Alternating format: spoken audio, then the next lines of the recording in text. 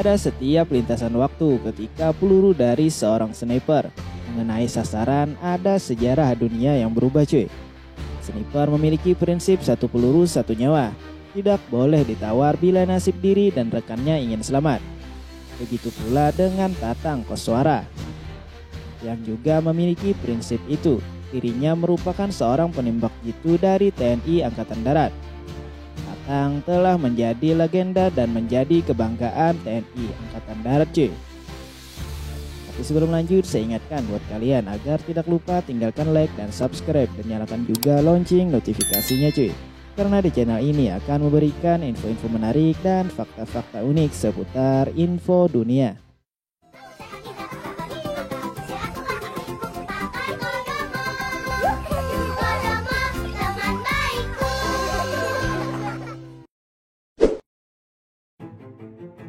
Namanya memang tidak tercatat pernah mengubah dunia dengan tembakan jitunya cuy.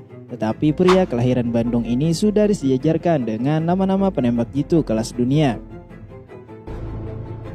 Pada buku Sniper Training, Techniques and Weapons karya Peter Brooks Smith, nama Tatang masuk dalam 14 besar sniper Roll of Honor di dunia. Dirinya disejajarkan dengan sniper legendaris seperti Simo Haiha, Lyudmila Pevlichenko, dan lainnya cuy. Apa yang dilakukan oleh Tatang di medan tempur sebenarnya tidak berbeda dengan yang dilakukan sniper lainnya cuy. Satu tembakan pelurunya bisa mengubah jalannya pertempuran secara drastis. Tatang memang lahir dari DNA militer. Ayahnya adalah seorang brimob. Darah militer inilah yang kemudian menempa Tatang agar menjadi prajurit tangguh pada masa depan cuy. Sejak kecil ternyata Tatang sudah memiliki kemampuan dalam urusan menembak. Misalnya ketika berburu dengan menggunakan bedil atau senapan locok. Saat itu senapan ini masih diperbolehkan untuk digunakan demi kepentingan berburu cuy. Tatang sangat mahir menembak berkat teknik dan cara menembak tepat yang diajarkan oleh ayahnya. Saat berburu, pria kelahiran 12 Desember 1946 ini memiliki strategi yang secara alami membentuk dirinya sebagai seorang sniper sejati cuy.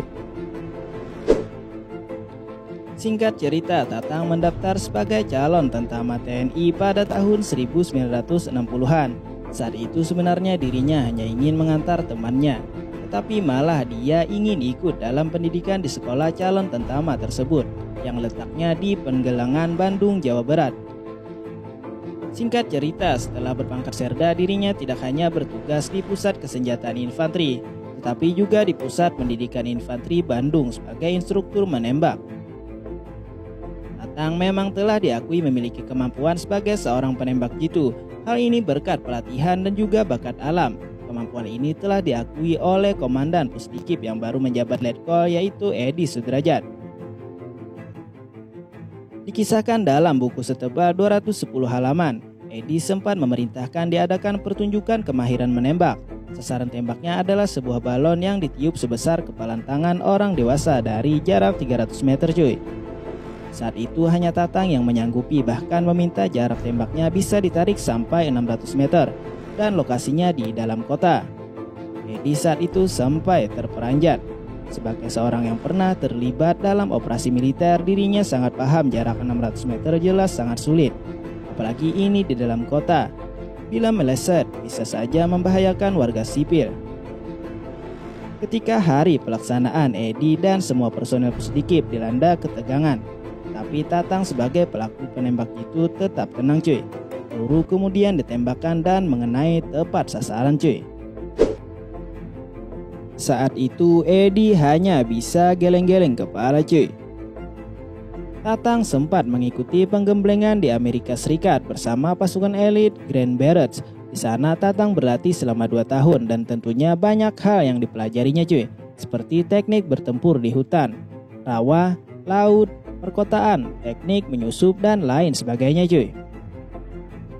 Tatang sempat mengaku bahwa menembak dari atas perahulah yang paling sulit cuy. Tatang kemudian menjadi lulusan terbaik setelah dalam sesi menembak itu dari jarak 600 meter yang berhasil mengalahkan Kapten Conway.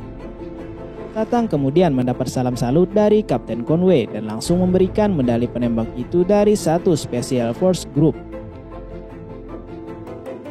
Pada 1975 ketika pecah konflik Indonesia dengan Timur Timur, pasukan TNI harus menghadapi pasukan gerilya yang terlatih.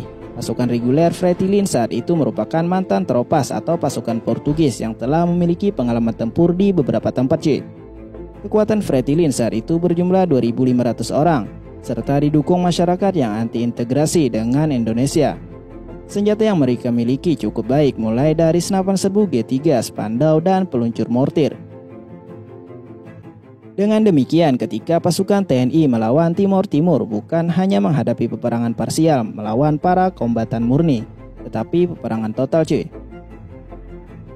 Pada hari pertama pertempuran, sebanyak 35 anggota Brigif 18 atau Linut Kostrad yang telah gugur, dan 16 anggota detasemen tempur 1 grup Parako atau Kopasanda juga gugur, serta 6 orang lagi dinyatakan hilang.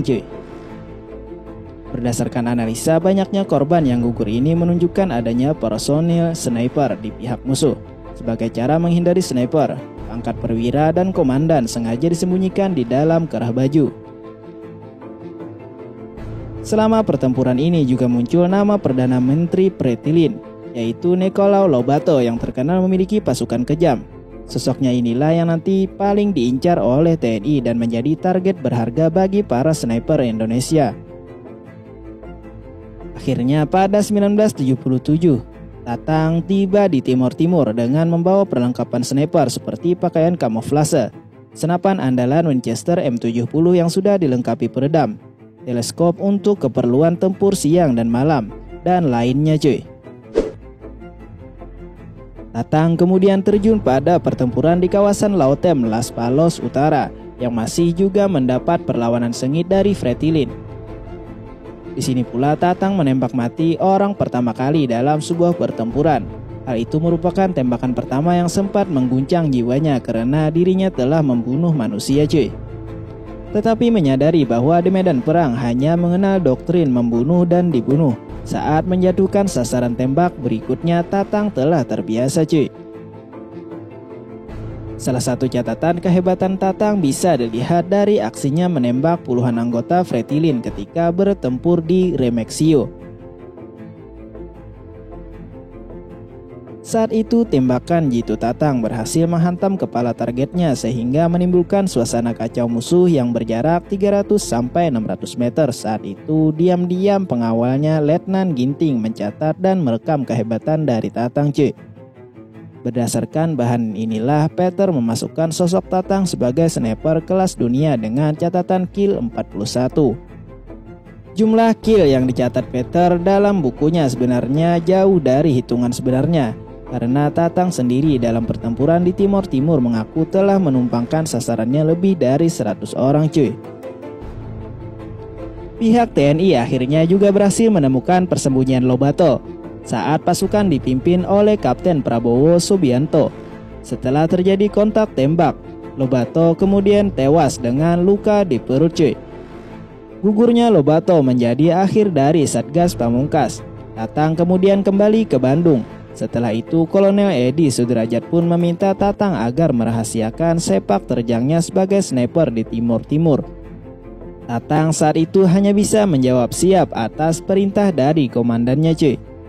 Dirinya memang khawatir bila statusnya sebagai sniper diketahui akan membahayakan bagi keluarganya.